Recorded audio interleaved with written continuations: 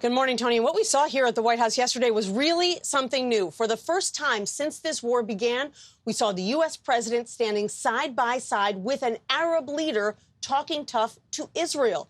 It comes amid fresh concerns that Gaza's civilian population is being placed in an impossible situation. The US President Joe Biden has warned Israel's Prime Minister in a phone call that no military operation should go ahead in Rafah in southern Gaza unless there's a plan to ensure the safety of the population. Mr. Biden has become the latest leader to voice his concern about Israel's proposal to invade the city.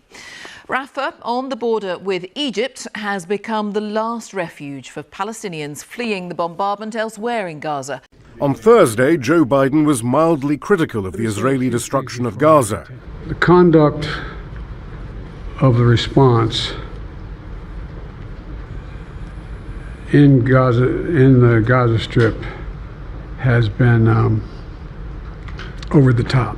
On Sunday, the Israeli Prime Minister appeared on 2 U.S. networks to assure those watching that it has been worth it and that an assault on Rafah in southern Gaza would be next. Victory is within reach. We're going to do it. We're going to get the remaining Hamas terrorist battalions in Rafah, which is the last bastion, but we're going to do it, and in this I agree with the Americans.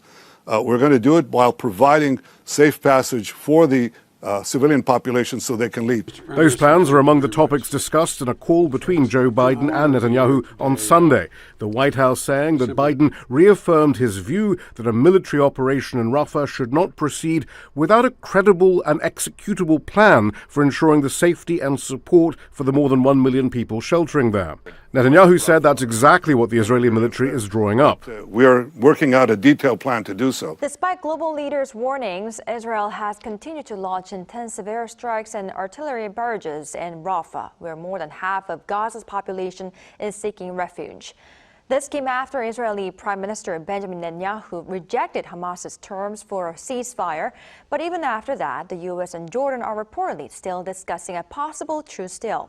All right, Dr. Heher, before we talk about Israel's planned incursion into Rafah, Israeli Prime Minister Netanyahu previously rejected Hamas's ceasefire counter-proposal. Now, what were the details of the truce offer, and why did Netanyahu reject this?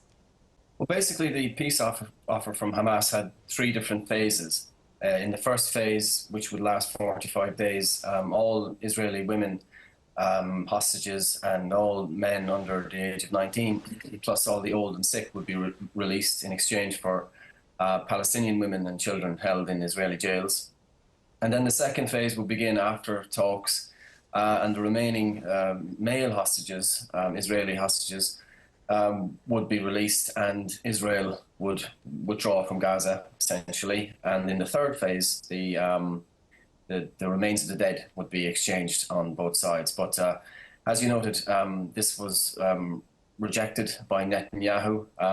And I think one of the reasons for that is because he is at the moment so far into the conflict that really, from his point of view, there is no turning back. There was about 240 hostages taken by Hamas.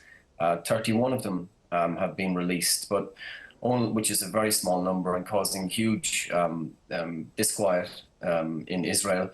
Israel has managed to rescue 3 hostages, but it has killed more hostages than it has rescued. And this is leading to huge backlash against Netanyahu in Israel. So he has concluded, evidently, that the only way for him to survive politically is to achieve what he's described as absolute victory. And what we're witnessing now really is a battle for Netanyahu's political survival. It has, this isn't just about Israel, and it isn't just about Palestine.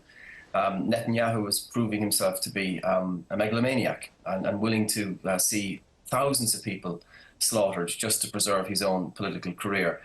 So long as he is unable to demonstrate strength and to maintain control over what's happening in Gaza, he feels the only way out is for him to have this complete victory over the Palestinians and to completely defeat Hamas. Now, the vast majority of strategic experts would suggest that it's not going to be possible to completely defeat Hamas unless you engage in mass atrocity crimes and try to effectively ethnically cleanse Gaza, but also engage essentially in genocide, which is what it seems to be Netanyahu's plans. South Africa says it's lodged an urgent request with the International Court of Justice over Israel's military operations in Rafah.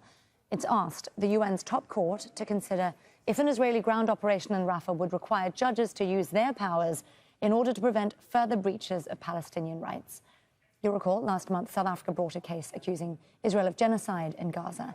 Judges later ruled that Israel must take specific actions to prevent that. Let's speak to Famida Miller. She's across all of this for us from Johannesburg. Famida, explain this move by South Africa. What has the presidency done here? Well, you've just outlined some of the orders that were given about 3 weeks ago, and this is an extension of that.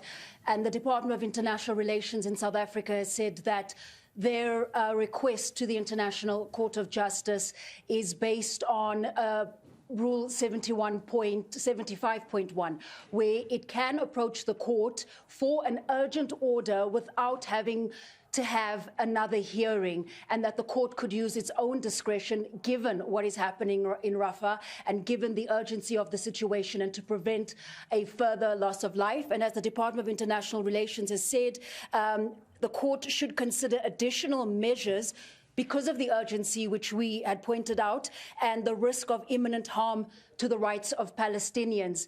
There's always been a concern around implementation of that original order by the ICJ in terms of Israel preventing the loss of civilian lives, the provision of humanitarian aid. So while that order was given, there's always been concern around monitoring and implementation and if Israel would pull back, which we haven't seen yet. And South Africa is saying that Israel is already in breach of the order that was given several weeks ago. And so now it wants the court to put in place additional measures. What those measures are is unclear, but we know that South Africa is asking for a declaration that ultimately would protect Palestinian lives.